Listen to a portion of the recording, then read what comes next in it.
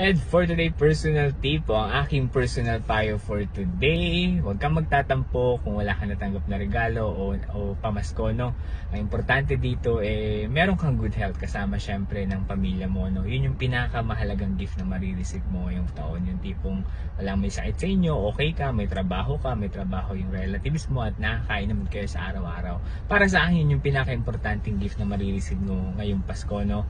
Kung sakali mang wala kang matanggap na gift o kaya pamasko sa relatives mo, no, sa kamag-anak mo or kung sino pa man yan, sa ninong at ninang mo, hindi yun yung importante. Ang pinaka-importante talaga, alam mo kung ano yung okay ka, okay yung family mo, may maayos kayo na pangangatawan, gaya na sinabi ko, no, at syempre masaya kayo kasama mo yung pamilya mo. Yun yung pinaka-importanting gift na marireceive mo ngayong Pasko, no. Syempre, yun naman talaga kasi dapat ang pinaka-importante sa atin, na okay tayo, good, meron tayong maayos na kalusugan, the same na rin, kasama na rin syempre yung family members natin, no.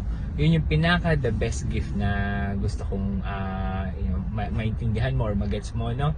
Kaya kung wala ka natanggap, huwag ka na magtatampo, okay? Kung nagustuhan mo tong video to at sa tingin mo makakatulong sa'yo or tipong nagigets mo yung personal payo ko, no, baka pwedeng pakilike and share. Pwede mo rin pala akong supportahan, no, by sending stars dyan sa Facebook, no.